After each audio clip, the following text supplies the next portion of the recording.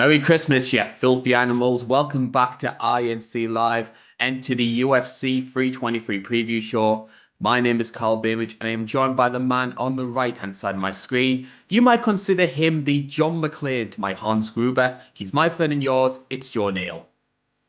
Pretty good, European. We saw Alan Rickman's British. Like everyone goes, oh, he's German, right? Because of Hans Gruber. It's like no, in the American. I'm glad to be here though. I'm glad to be the was it it was the Hanukkah ghost. I'm not Jewish. The Hanukkah zombie to your Robo Santa. I'll take it. Yeah, I'm not Jewish, but we had a Futurama reference earlier, so now it's in my head. Yeah. I do want to issue an apology for anyone who was expecting us to do a show for UFC 322. Unfortunately, there were separate arrangements between ourselves. We weren't able to get the time to record. And it's such a shame as well, Joe, because I had so many Psycho Sid references I was going to make during that show. Do you have a pair of scissors to stab Arn Anderson with?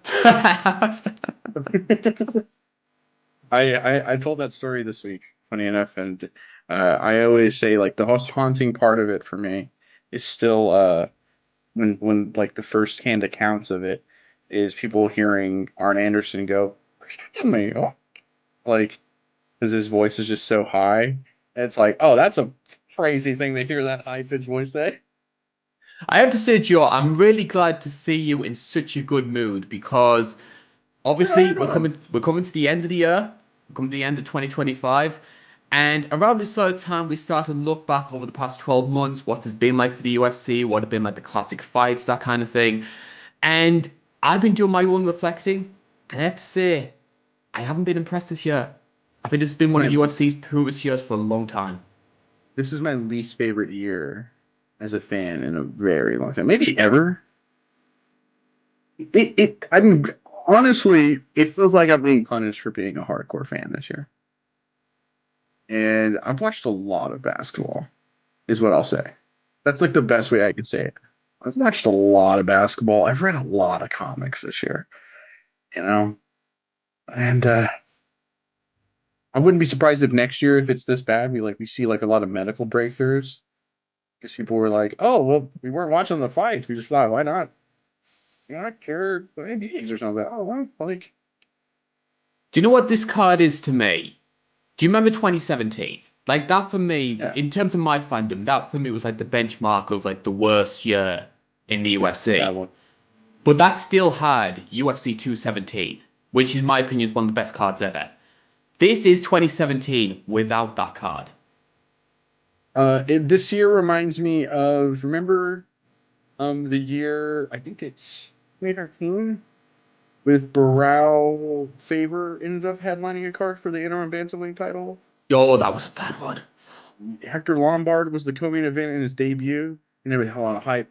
That year is horrible because of like all the injuries that were going on, and just like some of the like, and at the time everybody was blaming the new UFC insurance policy because you would get paid if you couldn't make it to the fight after like X amount of time training. You got to, and so people, and the idea was, oh, we're going to have better quality fights because everyone's going to show up 100%.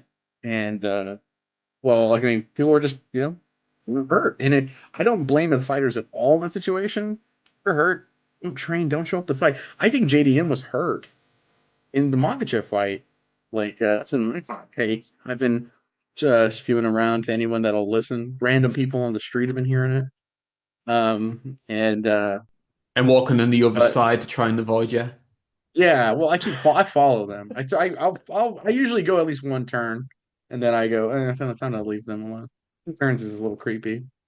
And but yeah, it's this year kind of feels like that. Because that year we had a lot of matchups in fights that just were bad.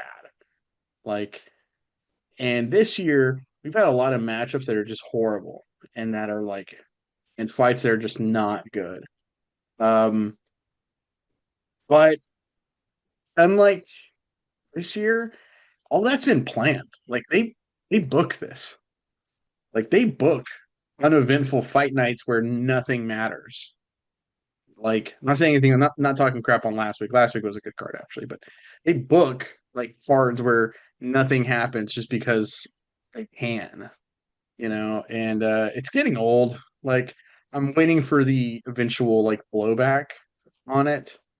I'm hoping the fans kind of boycott the especially these upcoming cards. Not And you've necessarily this 323, but 324 and 5. and you've managed to fantastically link us to one of our first discussion points before we get to 323, which is your initial reaction to the title fights which have been announced for 324 and especially UFC 325. Because you go on social media, I think it's safe to say the response is far from positive. Not quite nuclear, but it's pretty bad, you know. Um, so I heard about this on Thanksgiving. I saw when I woke up that morning, so it was Thursday, a couple days ago. I woke up and I saw like a thing where it was Euphoria, who was like, "Hey, I gotta take time off. I'm not gonna fight for a hot minute. I got some personal stuff going on with my family, and I gotta make sure my kids are okay." Sounds like he's in a custody battle, Von Anik style. Both these. Well, Max Holloway reached out to him, and people were like, "Wow, we have to now edit in." Like both of these guys are going into or both of these guys are dealing with a hard custody battle because Max Holloway also had one. Is what he kind of like trying to shake of hands and respect between these two legends, or one legend and one you know top dude currently. And try to put that on him early. So I was like, oh wow, me and my brother were like, sucks, is we love watching Taporia fight. If he's talking, we're not really that interested. But because we love watching him fight though. He's he's the closest thing we have to a unicorn right now. And then I went, oh now I wonder what they're gonna do now. Are they just gonna wait for like are they just gonna do Sarukian? Because he just won? Is that why did the UFC tell him to wait? Because he's the number one contender, right? They're not gonna screw him over again, right? They did. We get Patty and Justin Gaethje. Like, it's horrible. Kayla Harrison and Amanda Nunes should be the main event, and I know you have a joke about that, but that should be the main event for meritocracy and significance. Is it gonna sell? No, it's not gonna sell because like unless your name is Rhonda, I don't think women's fights I feel like don't sell. Like sadly, that's like an unfair thing. Um, but And I think especially like in 2025 when fan reaction towards women's MMA, it's a lot more negative than it was, say, in Ronda's era. I feel like it was really positive, and then Noche UFC happened last year. I wonder what happened in that card. No, I think the resentment's been built in for a while. I would probably say, I think for me, it coincided with sort of like the fall of the sort of great strawweight division when we sort of had Yeah, Joanna, Rose, Carla leave all in one go. And when like, they were. Oh, go ahead, sir. yeah, and you were basically left with the strongest women's division in the UFC with like one top dog and a big gap between her and the rest of the field. It was a big dog that was just hitting people with other big dogs. Like you came, oh, you're a future big dog that came off a motorcycle accident. I'm gonna big dog you in the leg, and you're gonna tell your corner you got a big dog out of here. We've got Michael Cole OSW over style, here. yeah, OSW style, yeah. Big dog. I'm the big The dog. big dog. Uh, yeah, that's Amanda Nunes. Amanda Nunes. You have called her the Roman Reigns before, so I was hoping to make it full circle. Ah, I see, Uh, yeah. yeah, but Nunes, the women's goat, holding on. Yeah, holding on to my desk before I get Austin Powers. Um, and Kayla Harrison, current champion. You know, and in such a weird title fight. I always forget that she fought Pena. I just kind of forget. This is like how bad this year's been for MMA. Is I go, oh yeah, Kayla Harrison they just gave her the belt so they could set up this fight, right? Like, and it's like, no, no, no, she had to fight Pena. I'm like, what Pena? Oh, that's crazy. I barely remember that. And it's like I remember Pena getting gifted a Sean O'Malley, Petr Yan style decision against Rocky. Uh, that fight should main event though.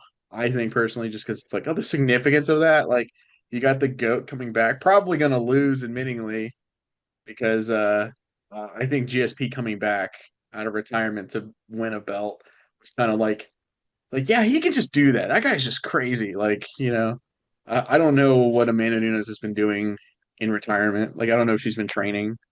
You know, I uh, have no confidence in Kayla being able to take a big shot. I think she's been able to get away with that weight cut because there's no power punches in that division. oh, and if Nunes is there, if Nunes is able to like hit her before the distance is closed, it's over. Like prime Amanda Nunes. Oh no no no no no. Spoiler alert for that preview show.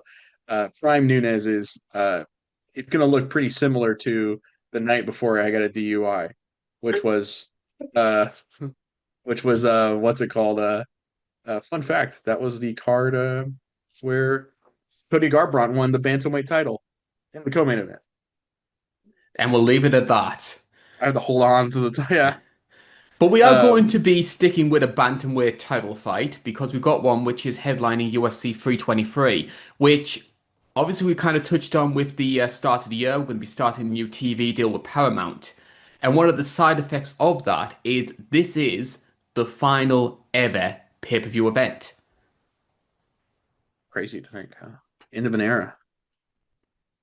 I And mean, do you think that the card that we've got is worthy of that title? Or do you think this is kind of the UFC thinking we're putting all of our attention towards 2026? Let's just throw whatever. so if you look at it, right? If you look at 324 and 323, the latter makes a lot of sense because 324 has Davis and Figueiredo coming in. He's fighting Umar and Nurmagomedov, who they love pushing Dana White privilege like crazy. They have Rose Namajunas fighting the most beautiful woman in the world, Alexa Grasso. Had to make that joke. Uh, this is like they announced this one, and no one talked about how awesome this matchmaking was. Arnold Allen and John Silva. Oh, that's a that should be on a fight night card. It's like a main event. Like I would be like, well, I'm watching a fight night live for once. Um, like they got Derek Lewis on there, who's like a huge name casually. Sean O'Malley, who they really either they believe he's a star or they still think they can push him to be one. There's it's one or the other, but still, you know, and then Justin Gaethje, who is a star, brings in tons of money, and then Patty Pimblett, who's got Dana White privilege. They put a lot of their eggs in that basket, you know, and uh, and like 324, oh gosh, I didn't even talk about that one. 325, oh my gosh, the can of worm. Uh, that one of the worst, but I love. I'm a Diego Lopez fan. And I have nothing good to say about that matchmaking.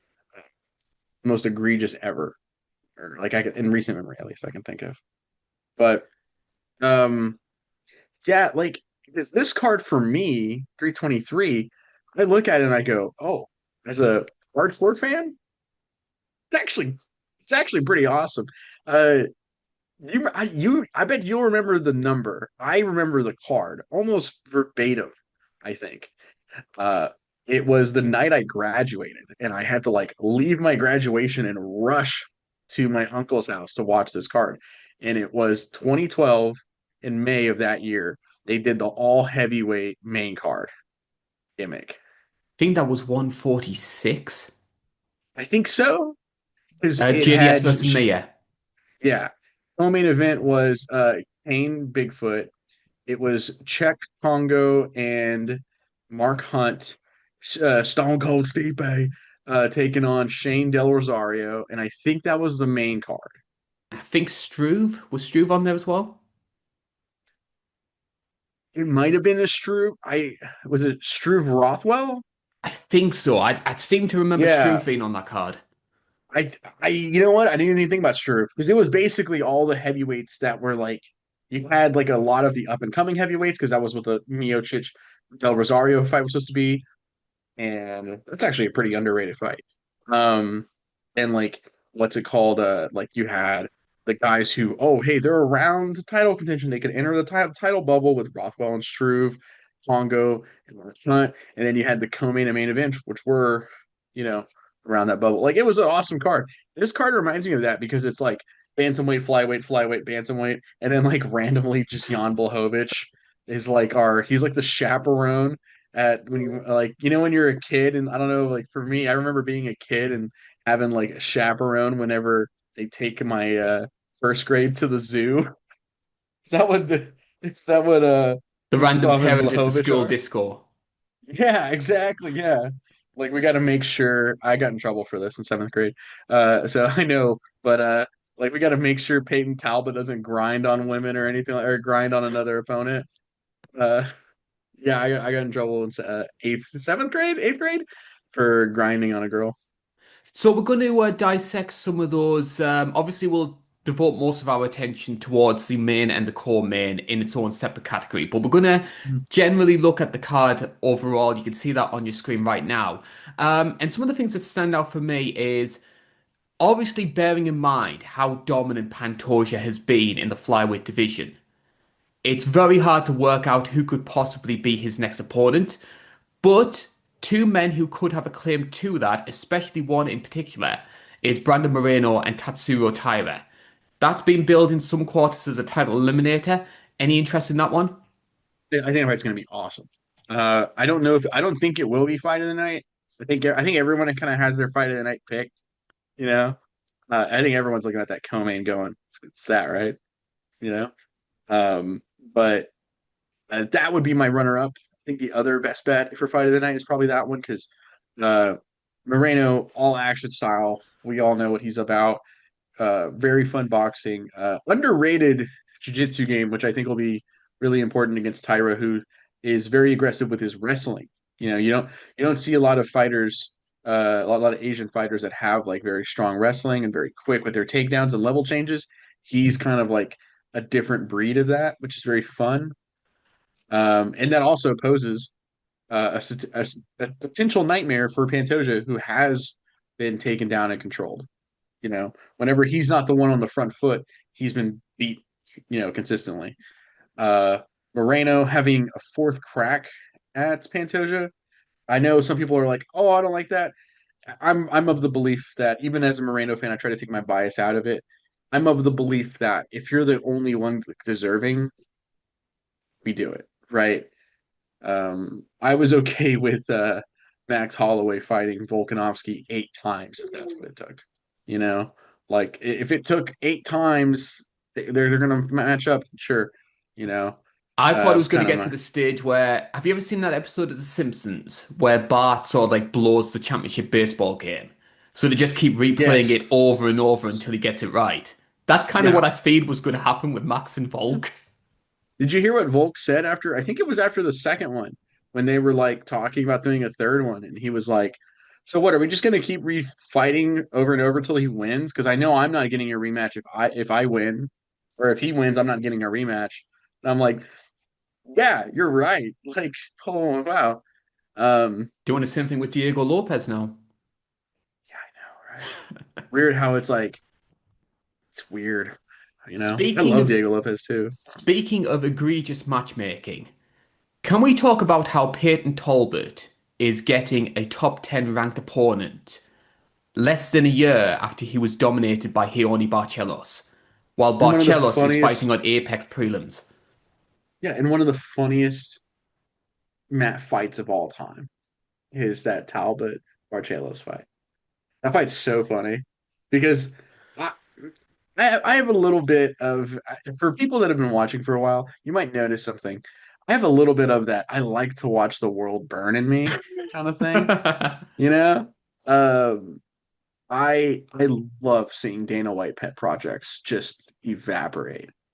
One of my most watched fights of all time is Connor and Habib. On that list as well. Rose Namajunas and Paige Van Zant might legitimately be in like my top five most watched fights ever. I love watching like his projects just melt in front of him. And because I imagine I think Tommy Tohol did the visual gag of this. I imagine in his office there's like a bunch of sirens and alarms going off, and he's like just panicking. It makes me happy. So seeing Barcelos get just dominate Peyton Talbot, it's wonderful. And then they're like, well, you did bounce back. You can have Cejudo, like an aged vet that they're hoping he can punch that bowling ball enough Yeah, and I think that he'll knock him out. Cejudo's announced this is going to be his last fight as well. Hmm. So I think there's an element of that. But then again, if you're trying to fast track Peyton Talbot, why are you putting him against an Olympic gold medal wrestler when his big weakness has always been his ground game? But I think going back to the point with Barcelos, there's a lot of question marks about how much meritocracy matters in the modern day UFC. Yeah. Surely Barcelos, who has a longer winning streak and beat Peyton Talbot, he should be getting these marquee opportunities, not the flavor of the month. Very similar to Diego Lopez and Movsar Evloev. Like he didn't even finish. I had to look this up just now because I couldn't remember. He didn't even finish Felipe Limas. He beat him by decision. I mean, I remember him beating him to like been down. Oh, he deserved Don't to get me win. wrong. Deserved to win. Yeah, beat him up and down. But come on, he just beat Barcelos. Just beat Ricky Simone and Garbrandt, who were both good still. Like Garbrandt's still like top. He's somewhere between like 14 and like 9 for me, And Ricky And then Simone like is incredibly underrated. yeah, like probably like the most underrated guy at bantamweight right now is Ricky Simone. And I'm also biased boy, so he's one of mine. So I mean that's a little like a bias there probably, but he's got to fight Cejudo, and this is Cejudo who's he's like 30, he's like 37. He's getting up there. He's past. This is his final time. His comeback post retirement hasn't been the best. I don't think he looked great against Song Yadong. I think he was figuring it out, but it took him a lot longer to figure it out than we normally see from Cejudo. My only theory is they are like, well, there's no way Peyton Talbot can miss that head. That's my like it's too big. Like if you're Peyton Talbot and you're squaring up, if I throw a jab over here, I'm still hitting him. Like it covers up. It's like did you ever play like Star Fox? No, I was a PlayStation guy. There you go.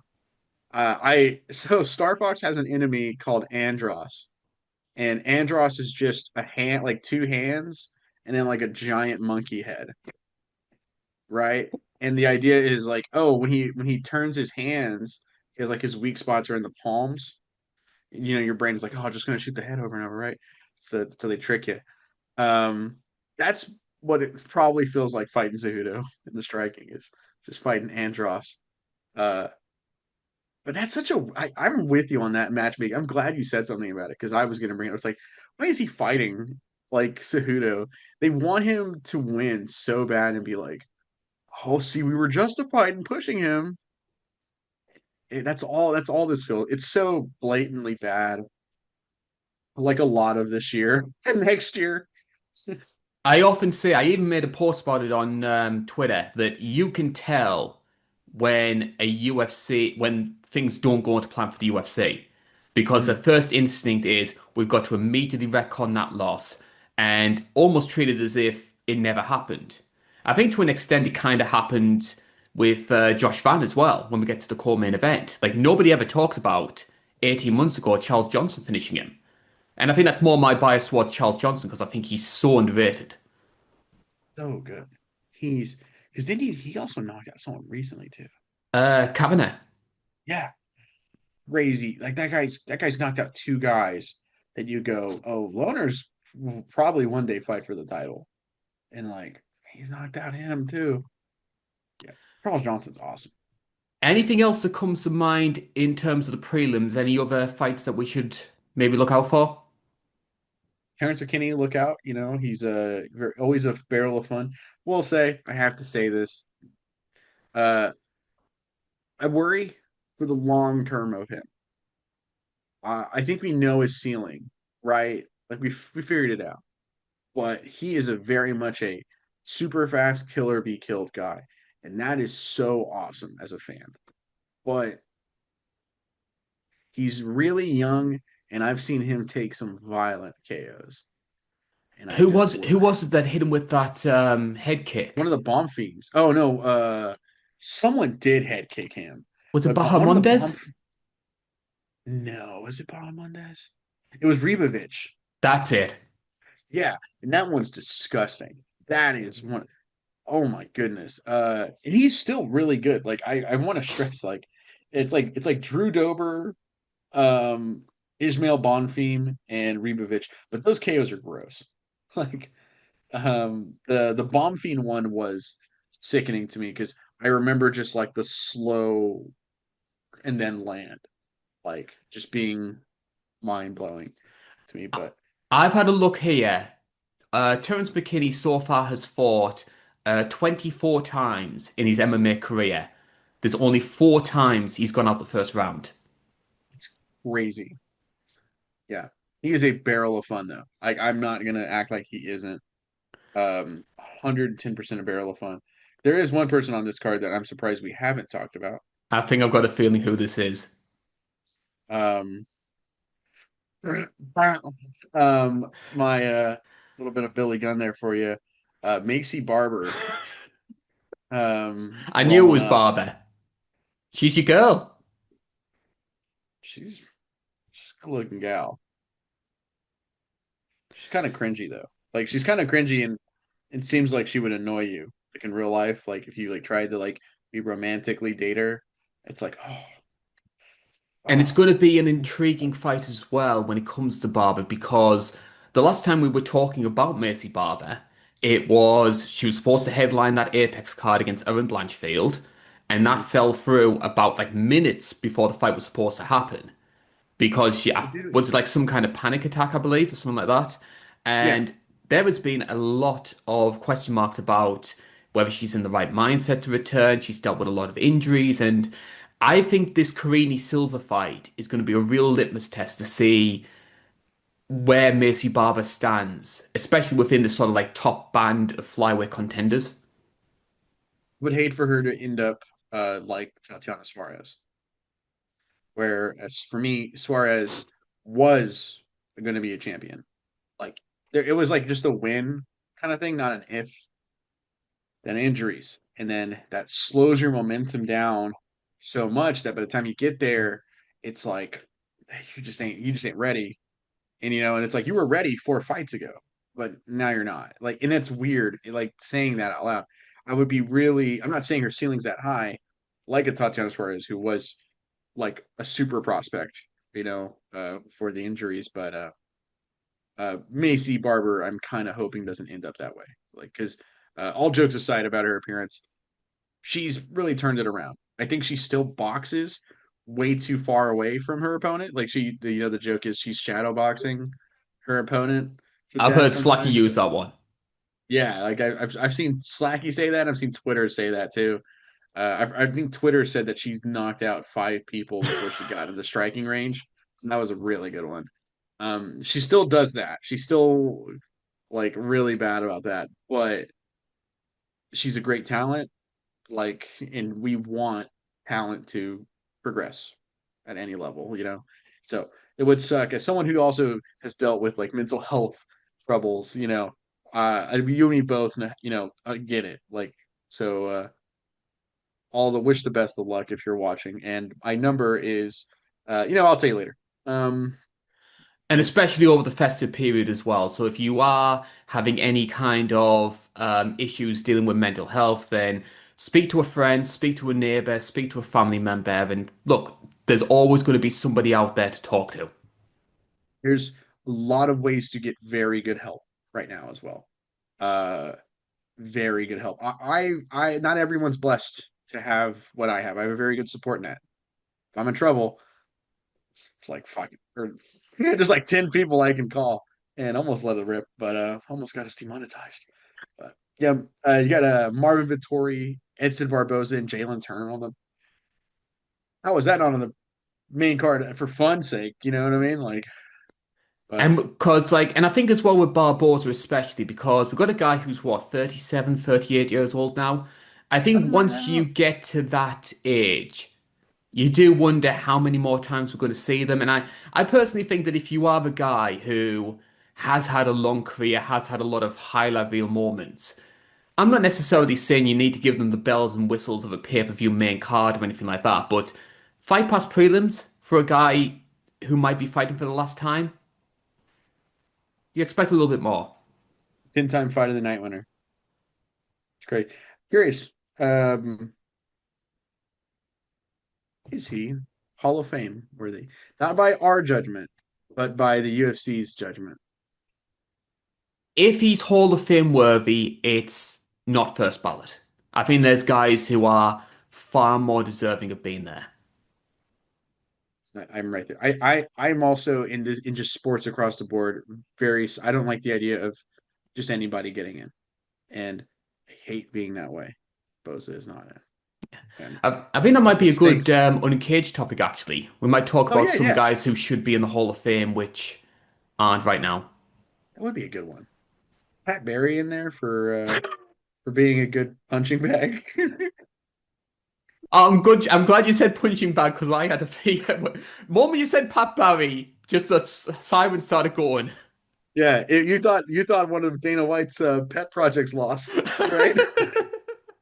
Now it's time for us to talk about our core main event, and the flyweight title is on the line. It's Alexandre Pantoja who will be making yet another title defense. This time, though, he's taking on the youngest and what many people consider the most dangerous opponent so far. It is the number one seed Joshua Van, and at the moment, the INC pollsters they are gone 69% for Pantoja to retain his belt. 31% are going for Josh Van to pull off the upset.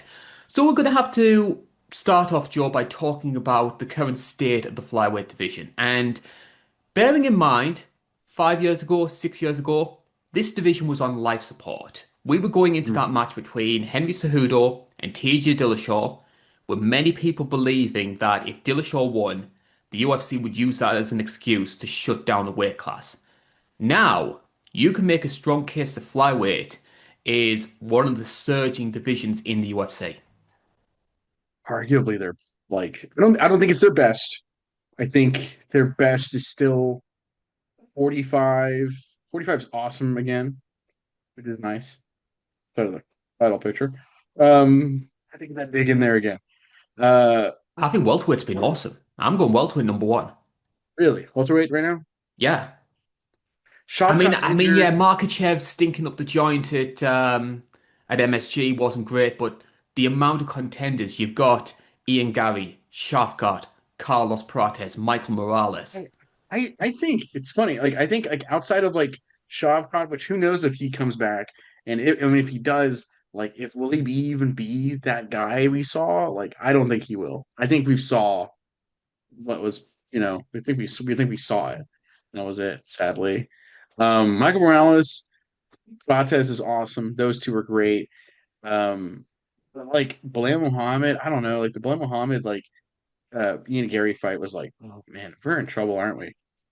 Because Ian Gary deserves it more than just like tomorrow. Usman might get a title shot soon. With the way Like, matchmaking's been, I wouldn't put it past them.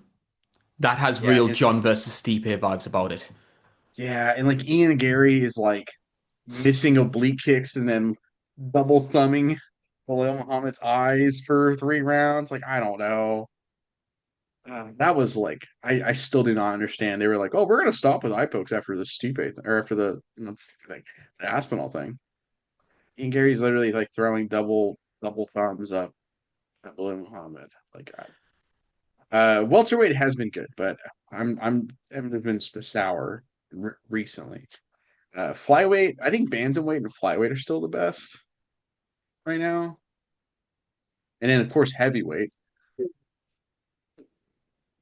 Yeah, heavyweight's always been the worst. Yeah. Trust me, spoiler alert for some of the upcoming videos, there is a lot of jabs about the heavyweight division coming up. But I will say, like, getting back on the subject with flyweight, another great thing I love about this weight class as well is Pantoja. Because not only is he a great fighter, for me, he's one of the examples of a grappler in the UFC who is actually really entertaining to watch. I really enjoy his work on the mat. But also, as well, you've got so many champions in the UFC who, once they get a belt, they immediately want to jump up a weight class. They're running their mouth off, they're calling out the champions in higher weight classes, they're calling out pretty much everyone, but not actually fighting.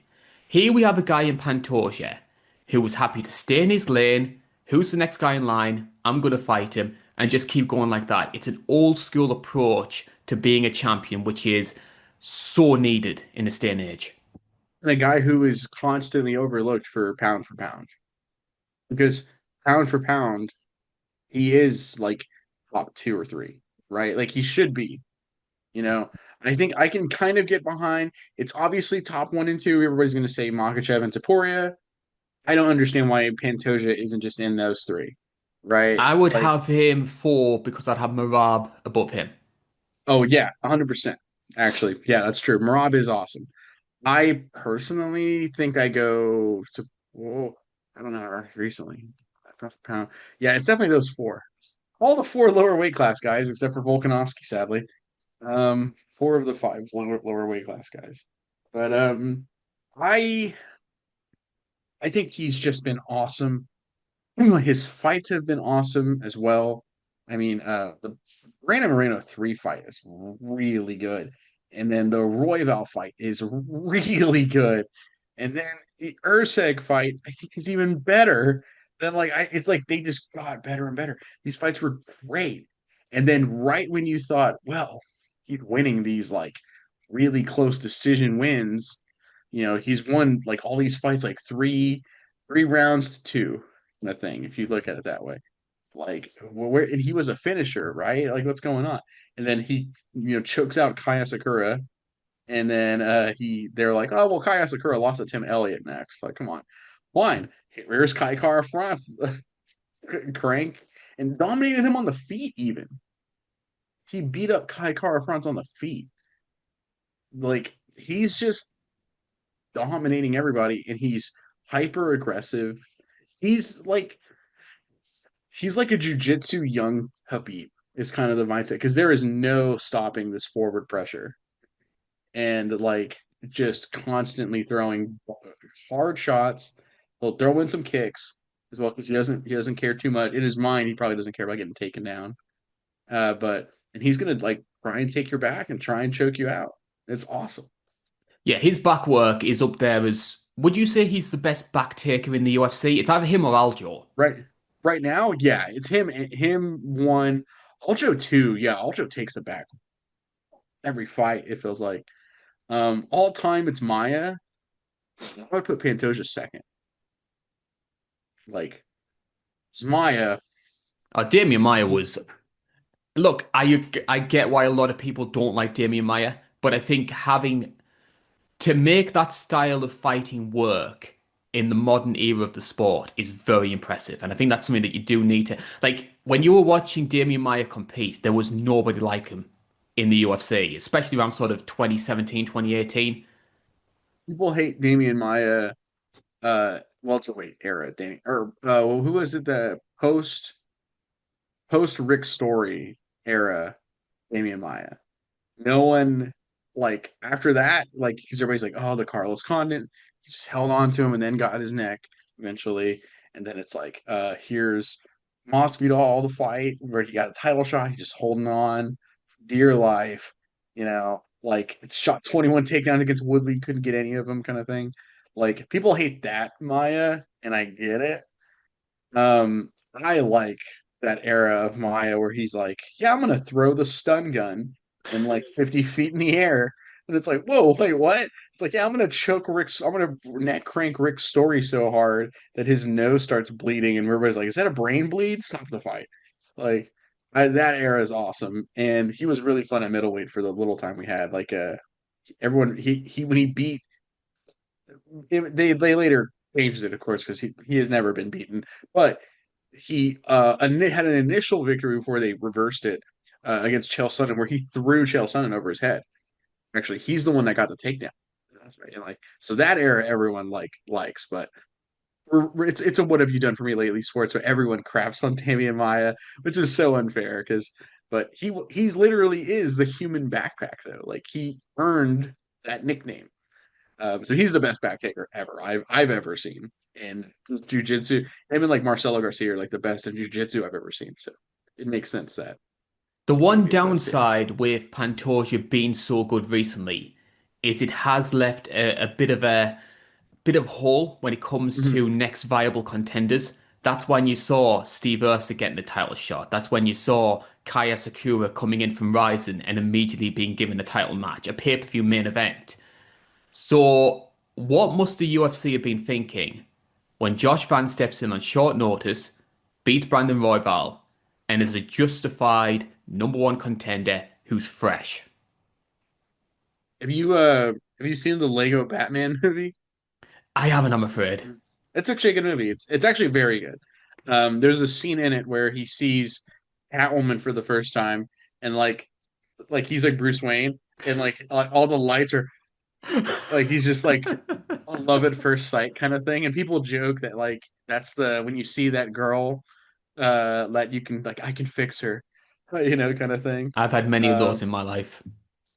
Haven't we all, brother? Um, that's 100% how the UFC saw it. They saw that like last 10 seconds of that Royval like van fight, and they went, "Oh my gosh! If the judges screw him, we're retconning this win or this loss." Like they were ready to go like on it because that's that's fight of the year, isn't it? Still, I think it'd is have to that? be up there. Yeah, until he's up there, you know. Um, God, that fight's so good. And he comes in a short notice and beats the number one contender and in a crazy exciting fight.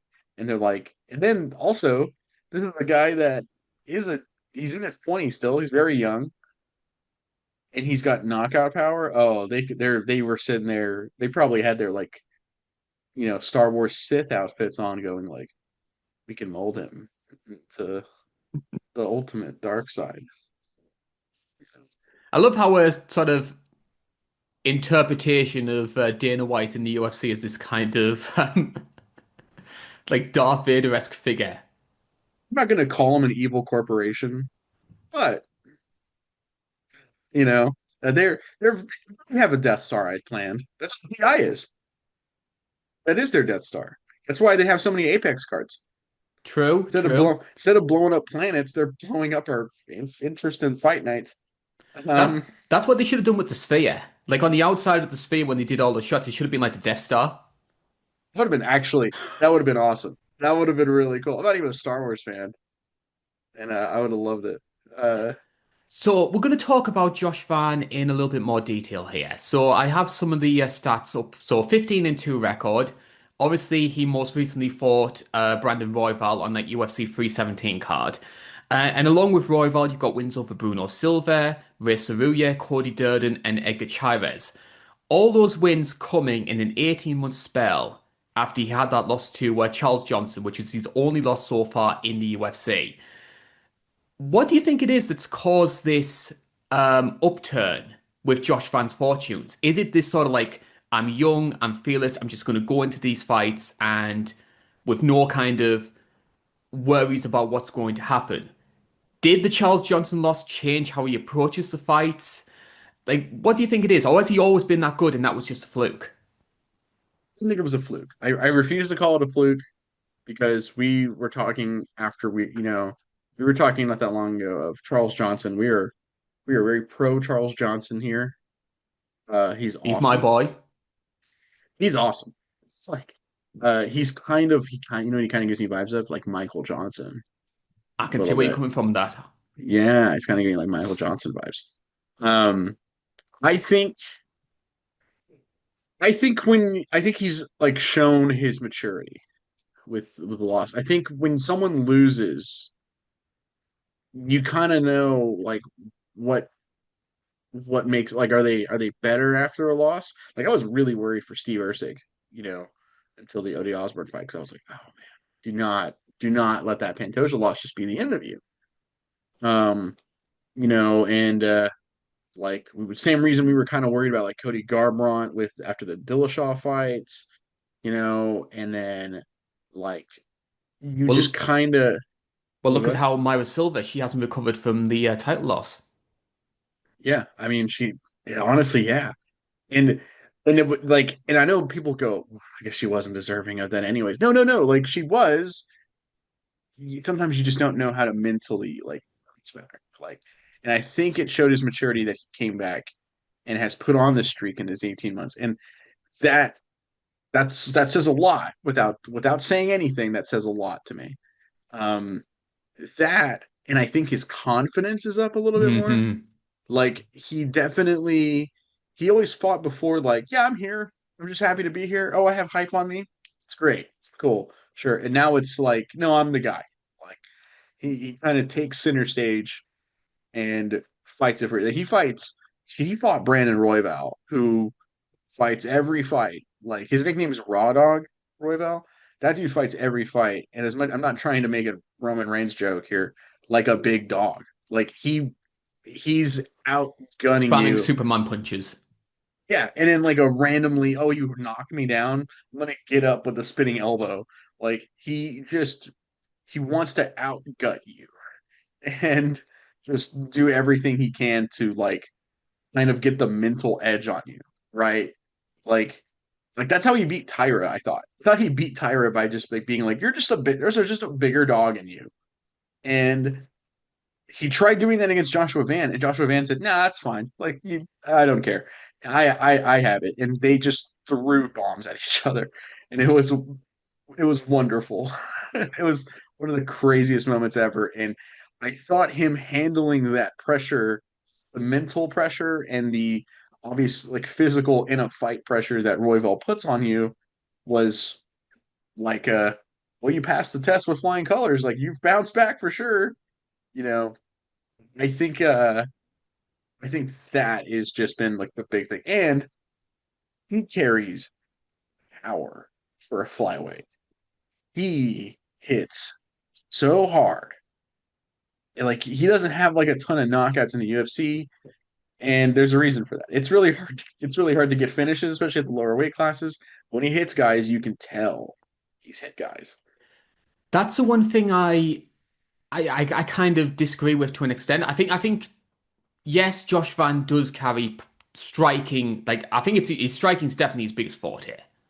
Yeah. But it's almost sort of a Max Holloway style of striking, whereby it's a lot of body work and it overwhelms you with volume rather than having that sort of one shot that's going to drop you. Like you put Okay. Josh Van against, say, Figgy. I think Figgy is a way harder hitter than Josh Van is. He's probably yeah. He hit. I kind of think of it as like I think of those like overhand rights. Maybe I'm just thinking of that fight over and over. Right. Well, I made the mistake of watching that fight last. Should have watched it first, but I went in order when I was rewatching for the Van fights. Um, like those right hands he's catching, like because he's accurate. That's probably what it is. He's probably just accurate. Like he's throwing a lot of shots and they're all hitting the same spot over and over, just boom, boom, boom, boom, boom.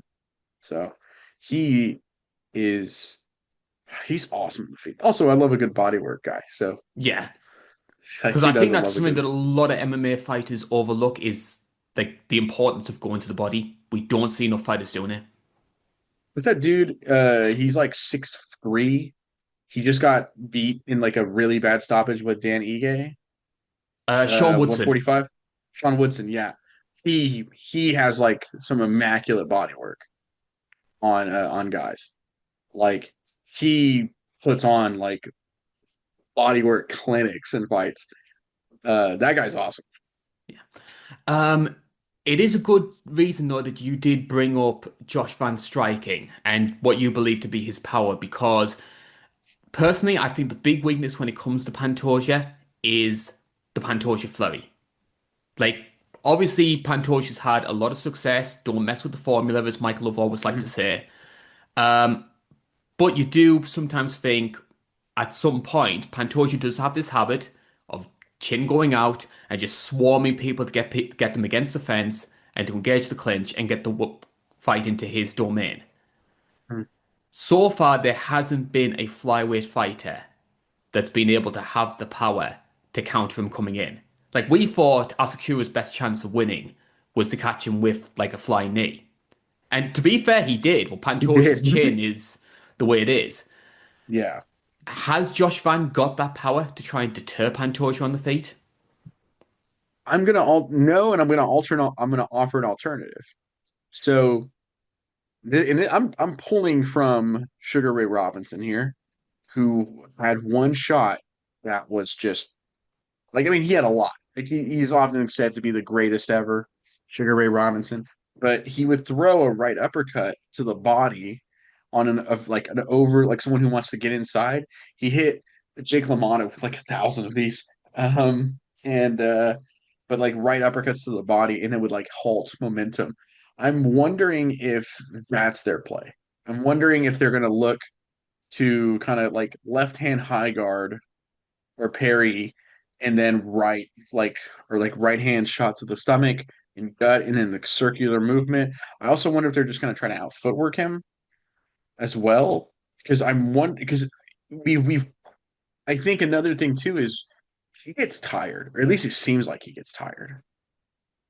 Like he I remember the Moreno fight and the Royval fight. He's looking gassed. Does it seem like he is? Kinda, they both are, but he visibly looks worse, but he's fine-ish, relatively.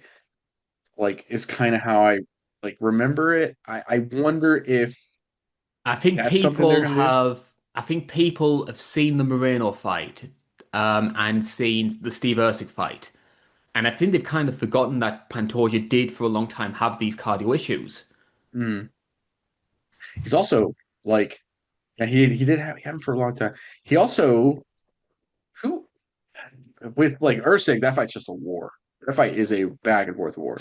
But against Moreno, who looks good cardio wise fighting that guy ever?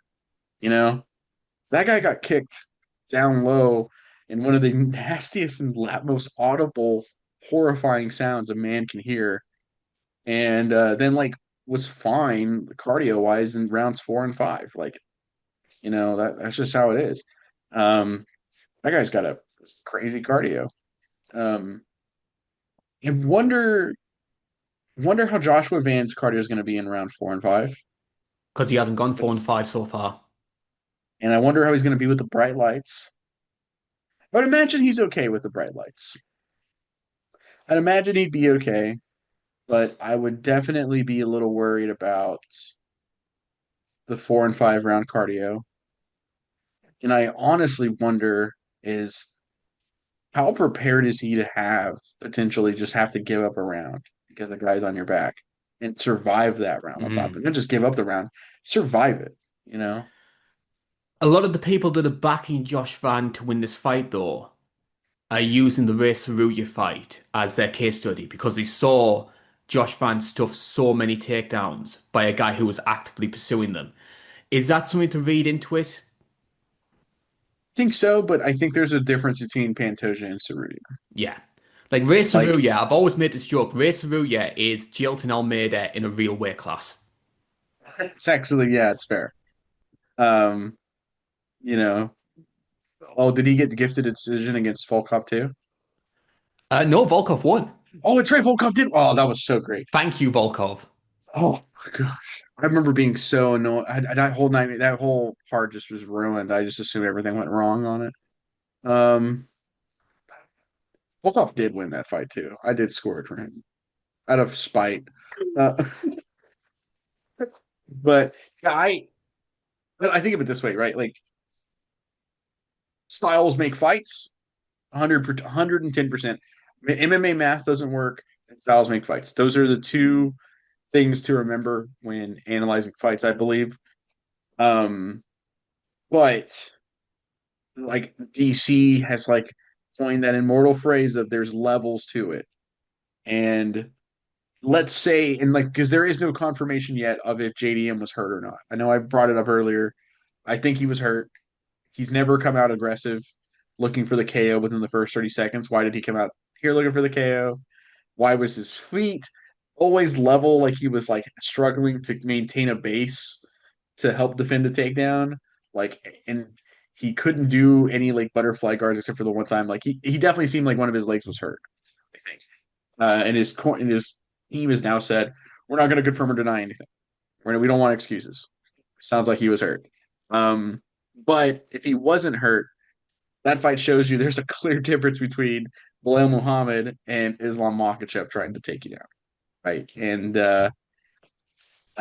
I feel like the Ray Saruya fight,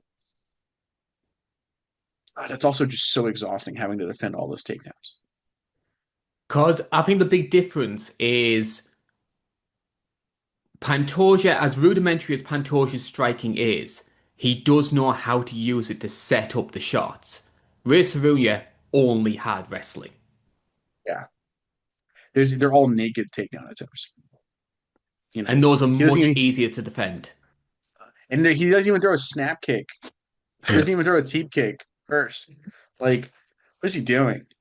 We laid it out. The way to win a fight is teep kick double, and he forgets the most important part.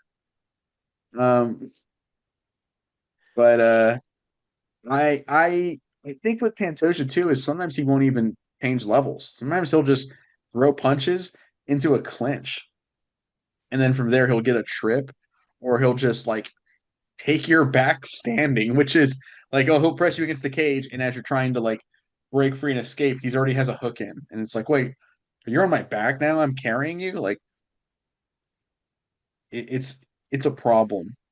I really think this fight is interesting, and this is the fight of the night. Like this has like it's either one of the flyweight fights, right?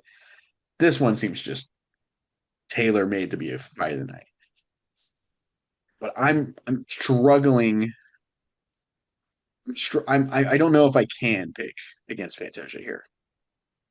I'm Um, leaning that same way as well. I think that as good, like, I think it would be, I think it would freshen up the flyweight division for Josh Van to win mm, because if Van was to win, a lot of those guys who lost to Pantoja, they're back in the mix. Brandon Moreno gets back in the mix. Kai Kara France, Brandon Royval, that kind of ilk. And bearing in mind how rematch heavy the UFC have gotten recently and how good the first fight was, you could realistically see them doing Brandon Royval versus Josh Van 2 for the title. That's the kind of approach the UFC take right now. Um, that being said, though, I think I can see Van having success early. I could see him winning the first round, maybe even winning the second. But those takedowns are going to get harder and harder to defend. And I think if Pantoja was to get one, I could see him getting more and more and dominating on the ground the later the fight goes. Because that mm. might just be that kind of sometimes when you have like a fearless fighter and everything's going their way, you think nothing can go wrong. Josh Van losing around on the ground and just being like, ooh, I'm not used to this. It messes with your head. it's that's one of the reasons I kind of brought up that whole like, oh, we've seen him bounce back, and that says a lot. I think there is a massive difference though. Like there's just something different about Pantoja, and when he takes you down. I kind of I think I agree 100%, 100% with that. I think it's not out of the realm of possibility that this is not going to be Joshua Vance's first equal shot. Like if he messes this one up, he'll be He'll be back, back. and he'll be back better because he's 24. He's he's 10 year more than 10 years younger than Pantoja, who's 35. Like he'll be back, and he's going to be terrifying. Yeah, this guy's younger than my brother. That's I hate this. I hate that actually. That's a stat I despise. Um, but that's a horrible joke I thought of. I'm not saying it. And not on camera. But I you know, I just don't know. I don't think this is the one. And if I think Pantoja was to win, what are we looking at for his future? Because obviously there's always going to be this argument about going up to bantamweight to fight Merab or Petr Yan, depending on who wins that one. He seems quite content to stay in his own lane. And bearing in mind, like the lack of fresh contenders, are we looking at Tyra if he beats Royval? Or it's do the UFC cash in on what happened in Qatar and do him versus Horiguchi? so I would love Horiguchi, actually. So I'll be honest. I think Horiguchi beat him. I think Or Horiguchi at the moment has the best chance of beating Pantoja. I think if I have to pick somebody to beat him, either Pyra or Horiguchi, and I think Horiguchi does it. Um, but I'm also very high on that Horiguchi train. I've been a fan of his since his first UFC run. That guy's awesome. Um, I think it's I think what they'll probably do is I think they're hoping Tyra beats Marina, so they can just do that shot. Um, and then after that, I think you go. Then it's Horiguchi as well. You know, Because let's because be with honest, the UFC are Tyra, getting more and more egregious with title matches anyway. Having the number 8 guy fighting for the belt. I mean, they gave it to Usyk and he was like number 10. I remember going like I like Steve Usyk. I don't know if he deserves it, but it was funny because I also jokingly think of that as punishment booking because he knocked out Matt Schnell for that title shot. Who people, if you don't know, Matt Schnell is pro fighter pay being awful. Makes that knockout so much better, is doesn't it? When you know that in hindsight. Honestly, I said as a joke because it was the same card that Makayev had that stinker against Alex Perez. And most Mhm. people thought Makayev was going to get the shot because he was like next in line that hadn't faced Pantoja yet. Yeah, And I even said on social media, I says, ah, you might as well just give it to Usyk instead. so funny. I am so Well, there's another intrigued. name actually that I think would do super well against Pantoja. Funny enough, Makayev, is yeah. Manel Cape. Oh, Manel Karp. Yeah, He's the Manel forgotten Kape, man as well. He's going to be fighting on the last card of the year. Royval. Yeah, he's fighting Royval, which should be a crazy fight, honestly. Um, if he beats Royval, they're going to do Tyra for the title shot if he wins. But if Moreno wins and Cop wins, no, Cop's getting that title shot. Yeah, like no, Cop's getting that title shot over Moreno, and then Horiguchi's probably going to be higher ranked than Moreno, or at least like closer to a title shot, just because they don't want to do a fourth fight unless he's the only option. They're not doing a fourth fight, sadly. And it's time for us to talk about our main event of the evening and the final UFC pay-per-view main event of them all until they start charging us for the White House card, which we expect. It is Merab Dvalishvili who is taking on Petr Yan, champion versus number 3 seed, and a chance for Merab to make history. No champion has ever defended their belt 4 times in a calendar year. Merab looks to try and become the first man ever to do so. And the people on the INC poll believe that he is going to do that. As things stand right now, you are looking at 90% of the INC followers who are picking Merab Dvalishvili to win this one.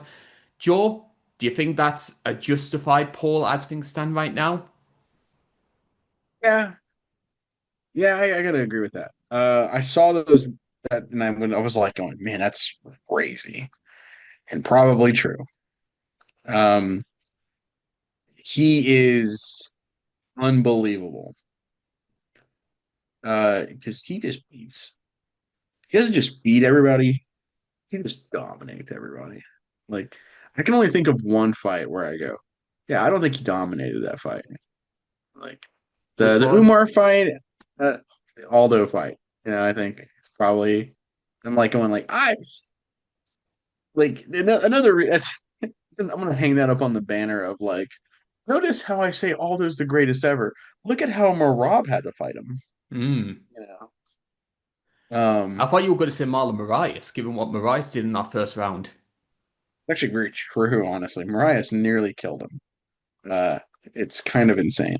How long is it? Because he was 7-4 because he got choked out by Ricky Simone, which is Another crazy. tick in our box of Ricky Simone is underrated. Yeah. Oh yeah. That fight. That like if anyone hasn't seen that finish, by the way, watch it. It is haunting and crazy how that finish goes down.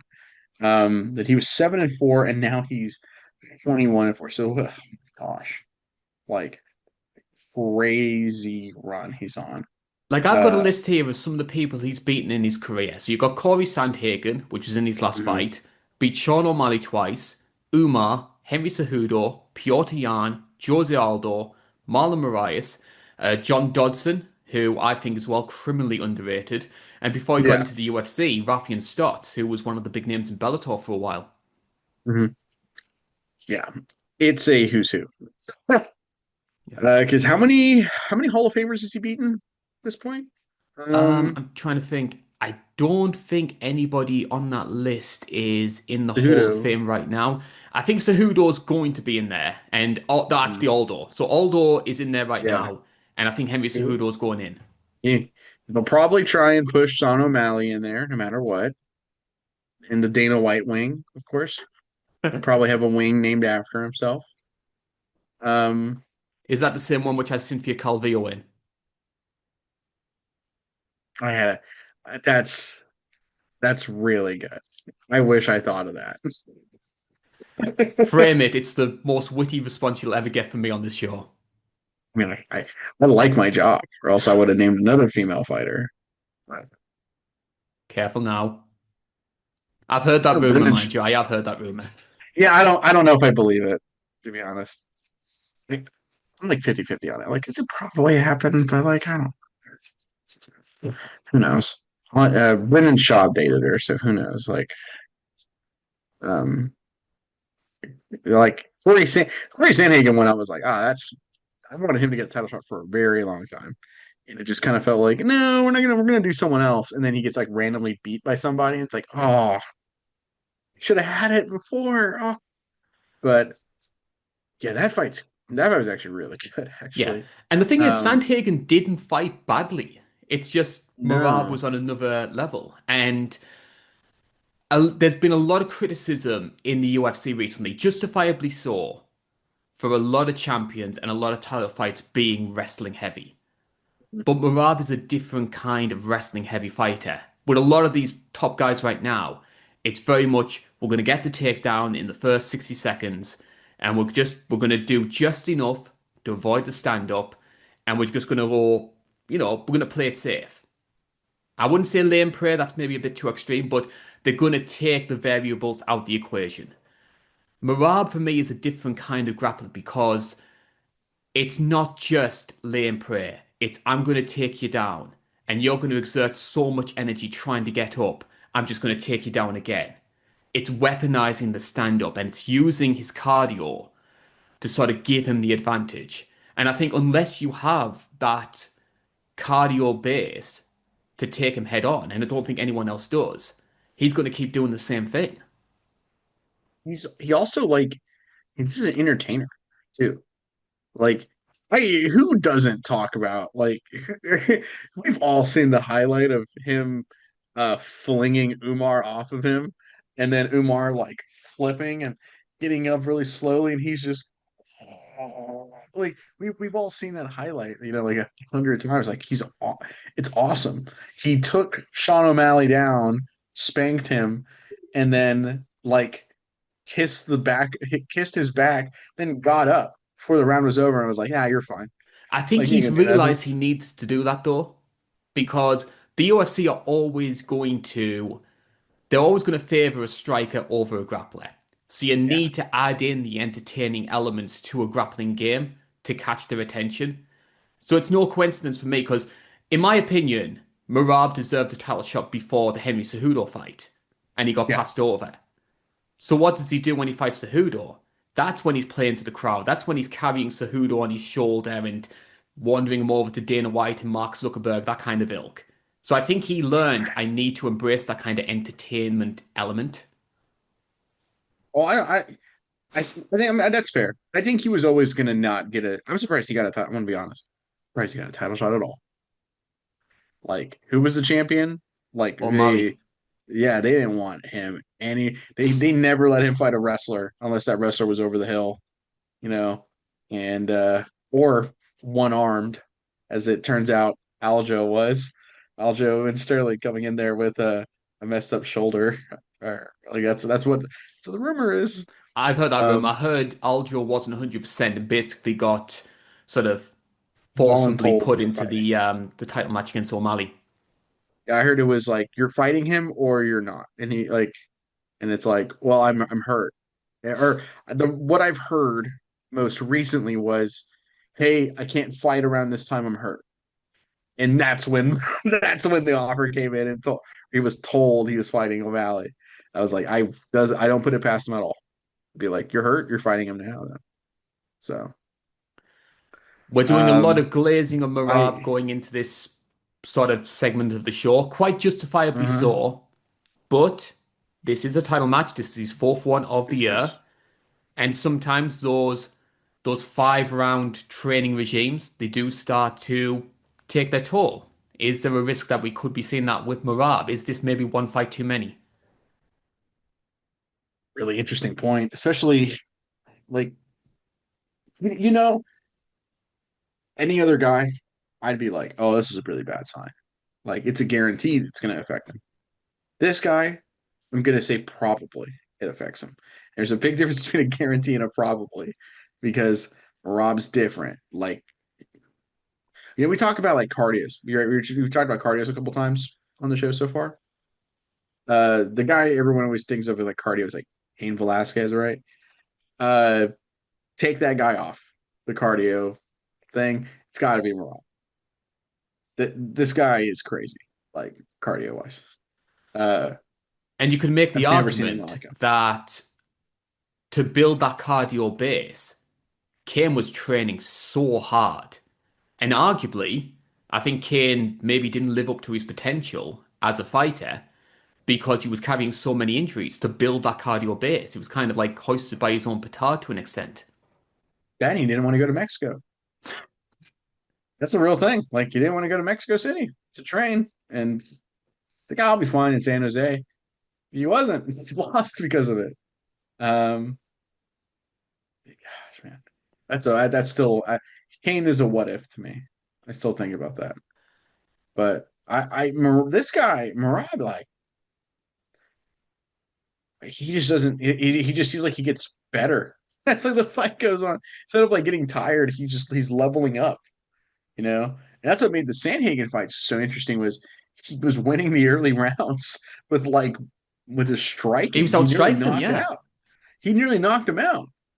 It's like, oh, like punching power from Marab, we don't see that, and that's what also kind of makes me, you know, the I mean, because he had a lot of ill will on him. Like it's kind of, you notice this. I've noticed this a lot lately, and I think it's awesome, and I hate it and I love it at the same time. Uh, no secret, I'm a huge Aldo fan on the channel. He's my second favorite fighter of all time behind a Wapo here. Um, he got a lot of people get a lot of flack if you squeak by Aldo.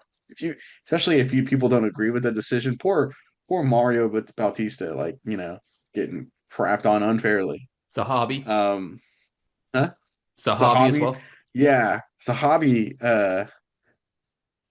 I mean, Zahabi got like gifted a bad decision. Both of those guys I thought did right. Like I think the Zahabi one's a draw. I think is what I scored it.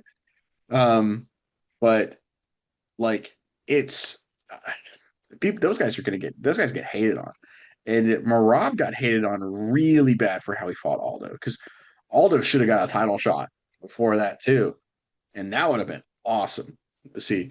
And then he goes in, and this is why I bring this up: is he goes in and fights Yan, and he beats Yan on the feet in their fight because of the pressure he puts on. And it was exhilarating and awesome to watch. Like, and that's for me. That's when like the exciting era of Marab started. Because after that, before that, it was like just the Mariah's fight. that was exciting. Like everything else, like in the Simone fight, but other than that, it was like, this guy's okay. I enjoyed the Dodson fight. I think I remember that fight. I didn't watch it in my research. There's a I lot think of fights on here. 14 straight wins was a lot. I was like, I got to pick and choose. All these fights are decisions, you I think it's know? because I love John Dodson's scrambling ability. Because It's very fun. he was the first person I really saw um, getting taken down by Merab and still being able to do enough to get back to his feet to try and create space. But Merab just being so persistent and just continuing to get the takedowns. But I'm a John Dodson fan, so Yeah, he beat one of my boys, Nathaniel Wood, who I like a lot, which stinks. But John Dodson is awesome. Like his fight with Yan actually is like very interesting to me. That fight's very interesting. Uh, yeah, good fights with Pedro Munoz. Oh, he fought Manny Gambarian in 2016. Manny Gambarian was fighting in the UFC in 2016. That's crazy to think. I always love those kind of generational sort of crossover fights because I remember when I did research on Yuri versus Glover, and I found that Yuri fought in Ryzen Kazuyuki Fujita. Weird, huh? Like that's a weird one. Like Yuri's like big claim to like his loss is like King Mo, which means uh which means I got a birthday high five from a guy that knocked out Yuri Prohaska You like 4 brought years ago. up the Merab versus Yarn fight, the first one. So for anybody who's Mhm. around, that fight took place in March 2023. And I think one of the reasons, I'm losing my voice here, we've been recording for a long time. I think one of the reasons why people are maybe overlooking Piotr Yan is because of how that first fight played out. Because I think most of us went back, rewatched that fight. Mm. That was Merab domination. That was like 50-45. And almost to the extent that Piotr Yan had those two losses against Aljamain Sterling. He then loses 50-45 against Merab. And there were legitimately people who thought, is Piotr Yan damaged goods? But no, it's just Merab was Merab. Like, what do you remember? What's your takeaways from that first fight? So I watched. I thought it was interesting and important to watch. Obviously, the three wins that got him the title that got him to the dance. But the ones that I thought were the most interesting to think about was the Marab fight and both Aljo fights, right? Because and the reason is Longo Sarah, and obviously Marab is Longo Sarah. But I think it's when I was watching that fight and rewatching it, it is just stunning to to see that still because I watched them in order. And in the Aljo fight, he's very competitive against a guy who is, I think Dominic Cruz is probably still the greatest bantamweight ever, but I would have Aljo at the second spot. And then, but if Marab wins, I'm jumping him up from 3-1 in this fight, I will say. But uh he him going against what's it called? Like he looked really good in that second Aljo fight. Then he fights Merab. He looks amazing in the Sean O'Malley fight because he beats Sean O'Malley. Like I didn't have to rewatch that one because that fight doesn't tell me anything matchup wise but I think he beats Sean O'Malley just straight up, and then they fights Merab and doesn't have any ounce of success. Like he can't. He's a little bit of a slow starter, Giannis, and I think that's just the worst thing you can be against a guy like Merab. Just Yeah. Merab, once he builds momentum, like if he has a little bit of room, he's taking a mile. Like you give him an inch, he's taking a mile. And with that mile, he's gonna just sprint ahead of you so far that you can't do anything about it. Because he's like, oh okay, like you're slow starting. I'm gonna shoot four takedowns really quick and make you stand up. Like we were talking about, that's what he does. He'll take you down, let you stand back up and grind on you, and then do it again. He might even pick you up and carry you and like show you off to whatever billionaire Dana is trying to impress. Like And I think that is just the nightmare recipe for Yan and Merab. Uh, like that's why I also like going back to that poll. That's why that poll is. I think everyone kind of thinks that. I have to say as well, just off on a little bit of a tangent, I really loved that Yarn versus Marab card because they double booked the Apex because there was like a power slap event which got priority. So it was like a one-off. They did it at the old Hard Rock in Vegas. And I It was really awesome enjoyed that card and I love that venue. Like that to me is what the Apex should be. because it still they didn't even have like people in it. So you know what it reminded me of? Well, they had the same amount of people that the Apex would have in it, right? But it felt cozier. It felt, Yeah. what did it Like remind it's you of? remember Bisping at the John Dotson season, funny enough. The Bisping Mayhem season of Tough. They have you get into the house fights at the Hard Rock. And so that's kind of like how like the way the lights are set up, it kind of reminded me like I was like watching that, which is like one of my favorite seasons too.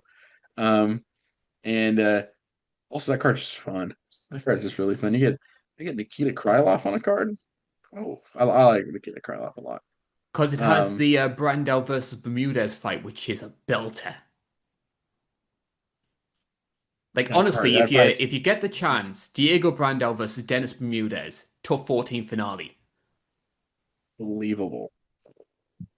Dennis Bermudez does not get his flowers because he was perpetually ranked once he kind of got his footing. He was perpetually ranked, fought a lot of crazy guys, beat champions, beat Max Holloway technically in a fight where he took a spinning back kick to the face, like just like Justin Gaethje did.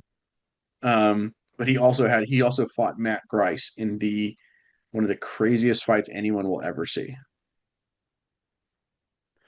One of the other things that came out from that fight as well was Petr Yan has always expressed his sort of affirmation that he was injured going into that fight. He had a messed up hand.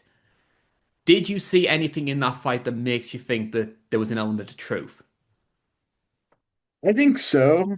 Like I looking back on it now, a lot of his like kind of tricks on the feet, like it was a lot more just covering up instead of like he's very tricky on the feet. He'll often like lay traps for you, trick you into going for it, and then counter and hit you with something crazy. That's how he beat up Uriah Faber. Like Uriah Faber never been a crazy striker, so when Uriah was like forced to kind of play the game of, you know, oh okay, like oh you want me to do this? I'll do it, sure, dude.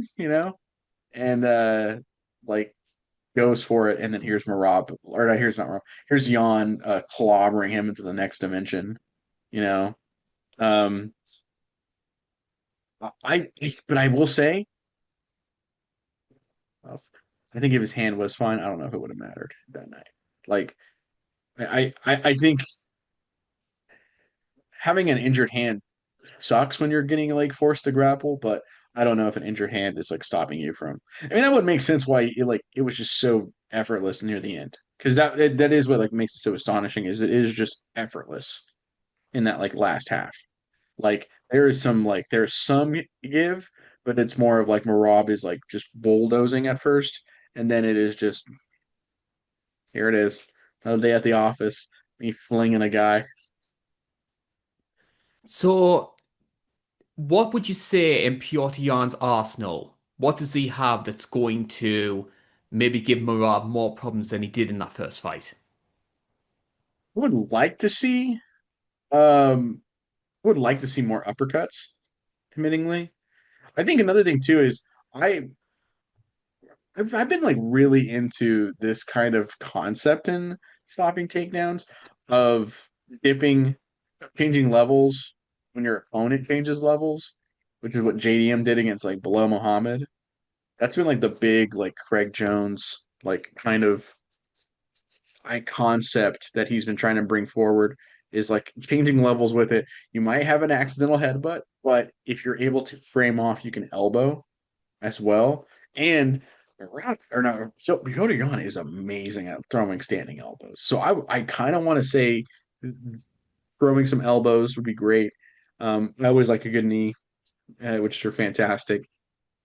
I think I think a lot of it though is going to end up being the footwork and able to try and avoid a bull rush. That's kind of what's interesting about the main event and co-main event on this card is it's two just hauntingly aggressive guys that don't stop uh, against the technical striker that can grapple. And both guys have to like figure out this like puzzle that no one's been able to figure out. It's kind of a definitely feels like, you know, the co-main event is here. Hey, here's level one. Main event, here's level two. You've actually touched on something there as well, which I think is going to be quite interesting, which is I think it's safe to say these past 3 months, 4 months in the UFC, a lot of these title fights very, very grappling heavy. And the crowds have not been enjoying it. They didn't like 319. They didn't enjoy the two title fights in November. And there is the possibility, bearing in mind it might go the way that we expect it to, that we get some more grappling, wrestling heavy fights in this one as well. Bearing in mind the stock of the UFC is quite low right now, the fan base, I would say the die-hard fan base, the people who listen to these shows, watch stuff like Morning Combat, they have more time for grappling than the sort of casual fans. But the casual dollar is important to this current type of UFC. And if the casuals are starting to say, oh, we're sick of all this grappling, and we get two more grappling heavy fights, the optics aren't good. 320 is like the only card like I could just like coming back to uh like that I go. I don't remember anyone complaining about this one. I didn't have I the only complaint I think you and me had is damn, he did it again. Can't keep getting away with this. Um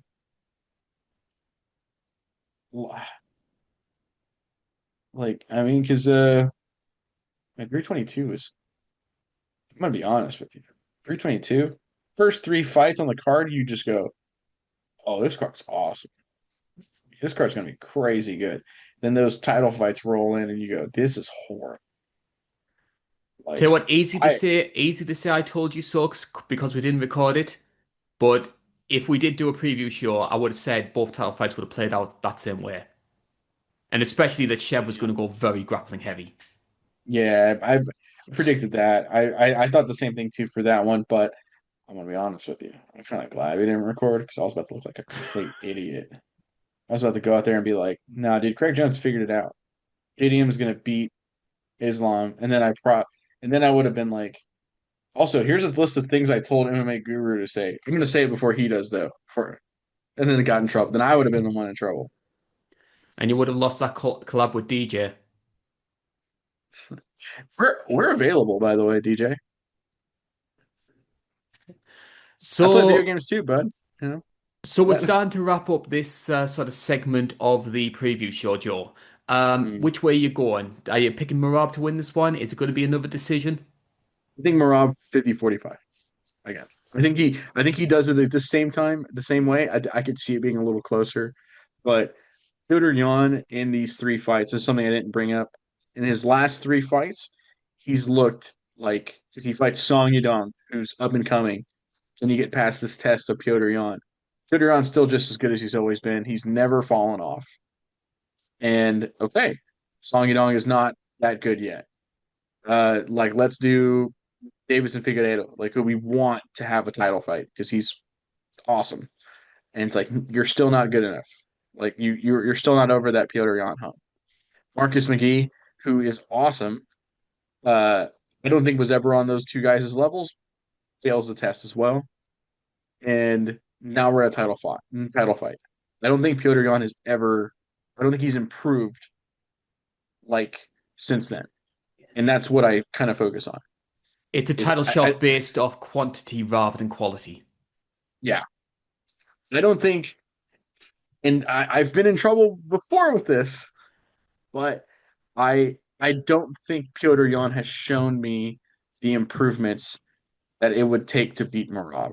Whereas Merab has looked better since their fight and like has gotten better. I will always err on the side of caution because I do think that fighting too often it does affect you physically. So I think there's Mm. always that concern when it comes to Merab because this is a fourth title fight in 12 months, which is unprecedented. That being said, there is a type of fighter that can beat Merab. It's either got to be that round one bulldozer who carries a lot of power like a Marlon Moraes, or it's a guy who can match him on the cardio and the grappling side, like an Umar. I don't think Petr Yan has that. I don't think he's powerful enough. I don't think he has the wrestling base, and I don't think he has the cardio. I think he's going to do better than he did first time around, but your sensible money is going to be on Merab defending again. I think Prime Cejudo would have beaten Merab. That would have been a really good fight to see. Prime Cejudo would have. Uh, I think Prime Cejudo, in terms of fighting all the champions in their prime, I think he probably beats them all. But I think Dominic Cruz also gives him a lot of trouble, Rob some trouble. But What about TJ?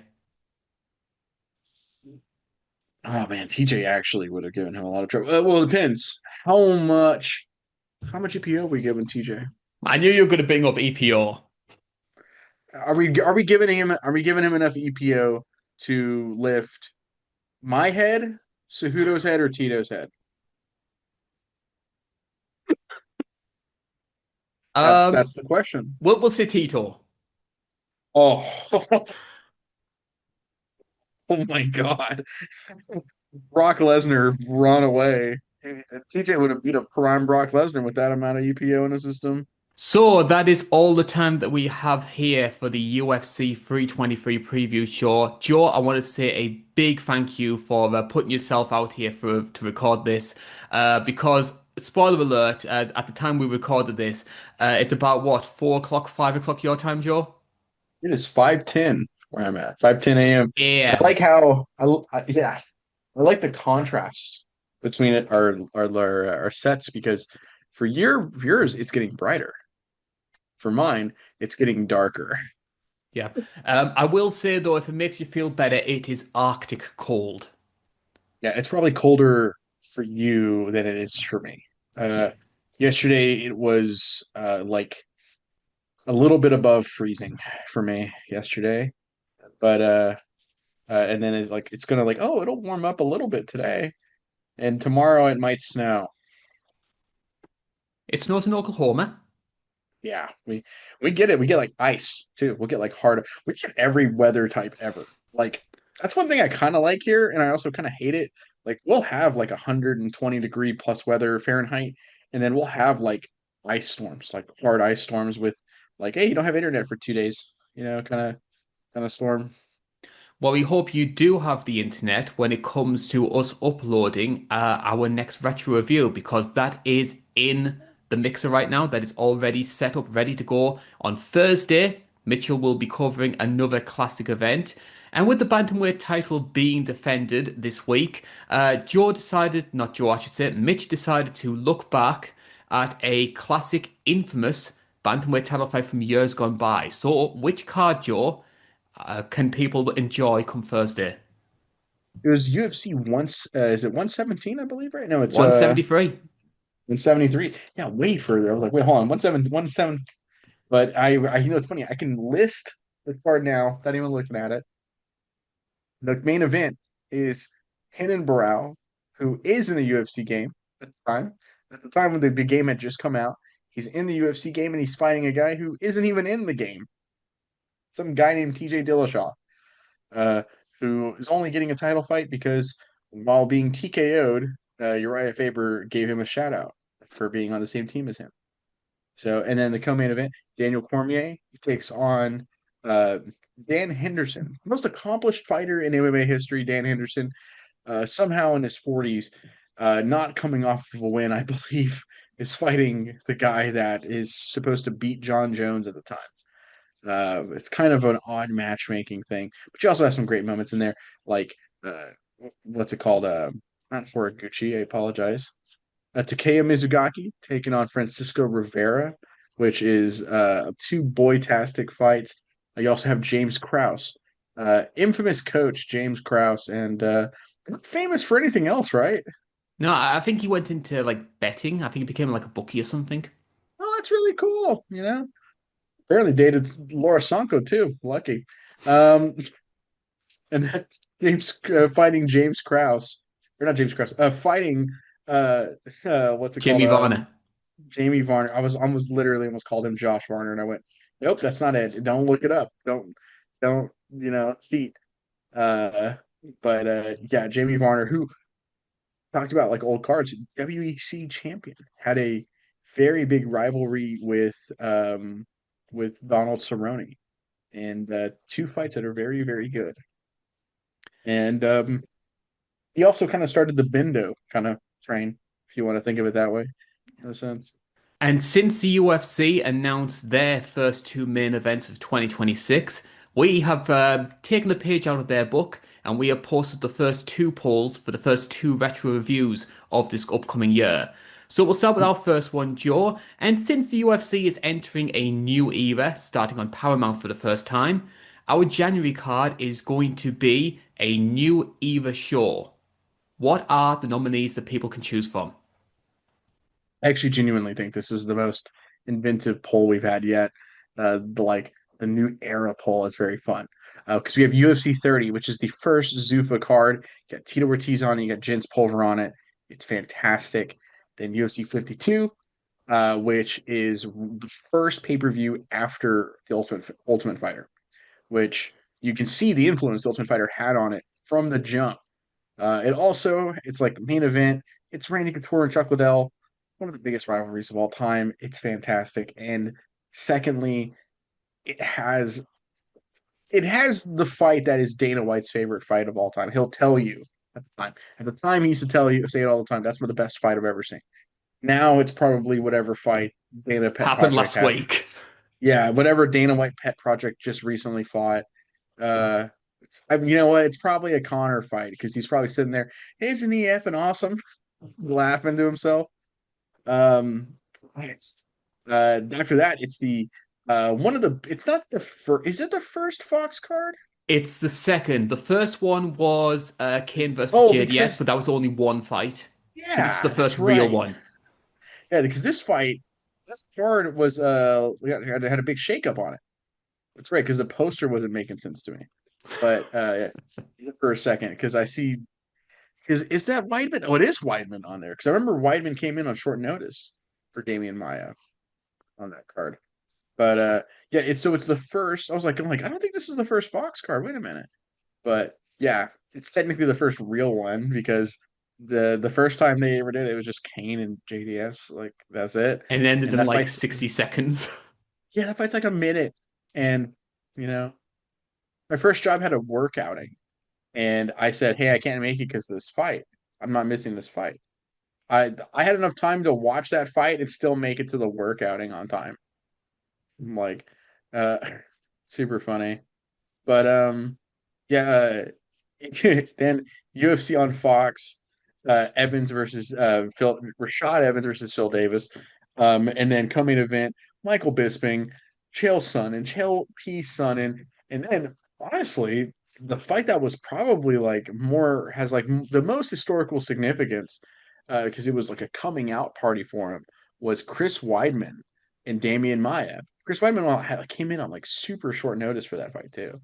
But then it's the first UFC card on ESPN, which was Cejudo, big head club extraordinaire, Henry Cejudo, uh, and taking on TJ Dillashaw. TJ Dillashaw's, moving down to 125. So like it was a battle between an Olympic gold medalist who won a gold medal with a giant freaking head versus EPO TJ Dillashaw. It's definitely interesting. And it had like more than just like a belt significance for it because the winner basically decides like it was basically the UFC going fight for the state of the division. like him like throwing it out there. It was wild thing that happened. But currently, UFC 52 is running away with it. Yes, but still plenty of time to go before we record that one in January. So if you do log on to get that poll, if you do, I don't know, desperately want to see UFC 30 get shown. I do, please. Then you can log on and you can vote on that poll. Eventually, Mitchell will record that one in January. And a month later, the featherweight title is going to be on the line. As egregious as the Diego Lopez title shot is, the featherweight title is going to be on the line. So we listed some classic events headlined by featherweight title fights. It's it's a crazy one. This one is there's one card on here I'm going to break my rule and request you don't vote for. Don't vote for it. Be really cool if you didn't. Um, everyone else vote for something else, please. Yeah. Uh, and Big and Brian it's Ortega fan don't want to get traumatized. yeah, I don't want to see. Well, there's a Shevchenko fight on it. Uh,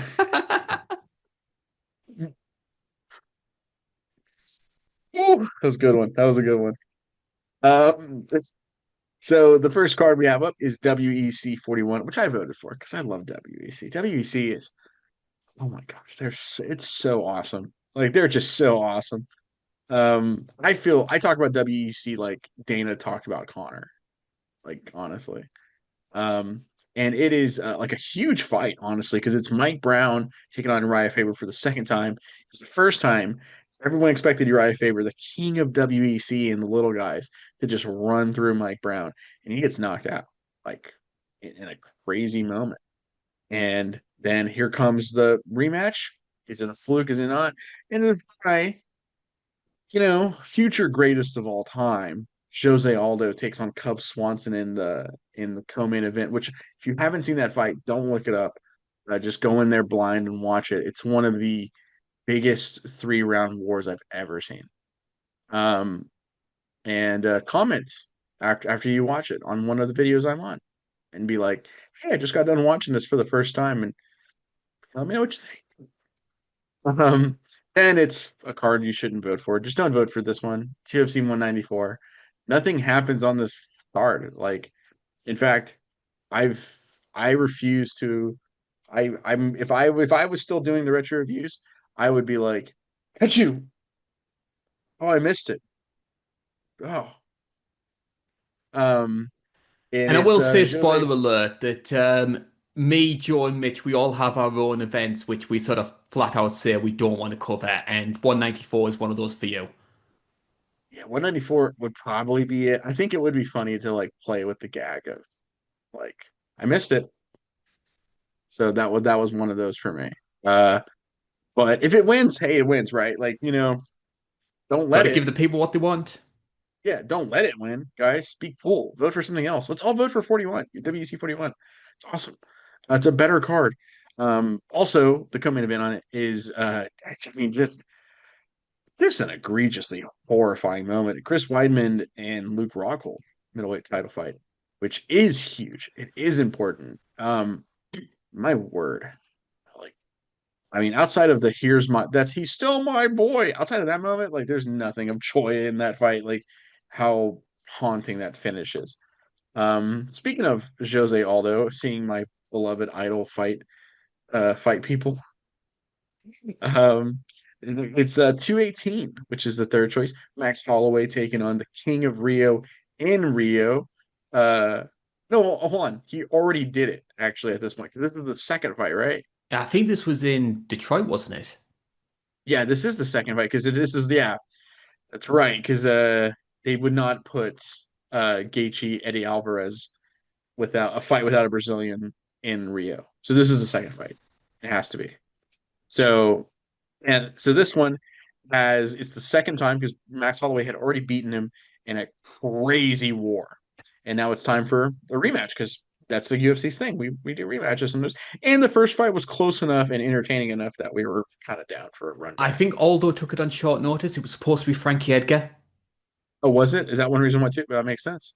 And he was winning the first fight, like pretty, for a good amount, and then eventually Max just figured it out and kind of got the accumulation landed just right. Um, Now we have, and like, or in the other fights on this card, Eddie Alvarez, Justin Gaethje's on this card. My favorite Gaethje fight. Yeah, it's insane. It has the best Gaethje takedown attempt of all time. You know, like yeah, you remember the one. No, that fight is unironic. Like outside of that moment, like that fight is crazy. Like unheard. It's is it Eddie Alvarez's best fight? It's between that or Michael Chandler won. Yeah, it's his best in the UFC. Yeah, absolutely. Um, oh, that's a crazy fight though. And then the knockout I show people that don't watch MMA to like get their reaction as like a joke is Francis Ngannou and Alistair Overeem. The fight that started the Francis hype and got him a title fight. You know, just straight up got him a title fight off of that. It is incredible knockout, an incredible moment. And lastly, one of the Max Holloway has like a history with me of just putting on performances that I go, did I just watch that? I'm so happy I got to watch this live. I'll never forget this moment. And this is one of them. At UFC 231 taking on Brian Ortega in one of the craziest performances I've ever seen. You also have Valentina Shevchenko and Joanna Jędrzejczyk, which is a rematch from their Muay Thai fight. Um, and Jimmy Manuwa. I'm glad you brought this fight up because this fight I is love actually this pretty sick. fight. This fight's pretty crazy. Jimmy Manuwa and Thiago Santos is one of the most ridiculous fights I've ever seen in my life. Like for 205, it's awesome. I had no hopes for Thiago Santos at 205, and I was so happy to be wrong. And I never mentioned it on the blurb as well, but another reason to choose that one as well. Gunny Nelson and Cowboy Oliveira. That is one of the most brutal finishes that you can watch. One of the bloodiest fights of all time, too. My best friend, he was talking with a girl and at what I liked MMA, and she's like, "Yeah, I'm a big she's like, I like that cowboy, or I like that I think she said she liked Gunnar Nelson or someone else. I forgot who. She said she liked one of them." And he just goes, "For my sake, I want the other guy to win so bad." I don't remember who, right? And I'm pretty sure it was she was like, I kind of like Dirty Cowboy. That's what we always call him. And he was like, well, looking not looking good for me. I should have crap talking her, and now Gunnar Nelson is bleeding like a stuffed pig. Then the rest of the fight happens, and it's awesome. Like that fight is good. I forgot that's on that card. Wow. But right now we can all band together and vote and change the course of history. Vote UWEC 41. Or if we want to all vote 231, I'd be okay with that too. Yeah, or 231. 218. I think Yeah, 218 is a honestly, very, very good card.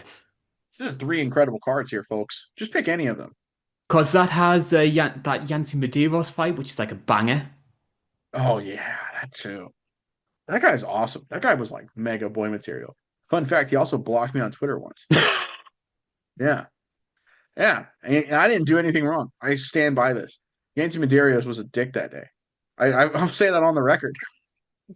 He had just beat Damon Jackson with the Bulldog choke on, and I was on my old Twitter account, and he was following me randomly.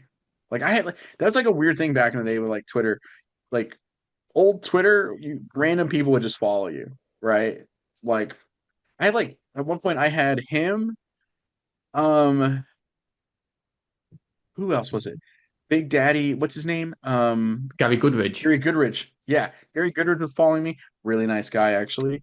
And a couple others. And a couple other like fighters too, like just like random like mid carders or like undercarders. But he had just got that like super cool, what's it called? Like bulldog choke on Damon Jackson.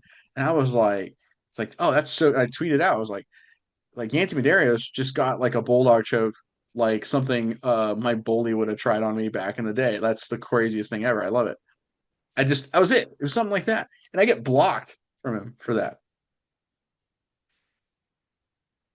Still need praise. I wasn't calling you a bully. Like, what's going on here?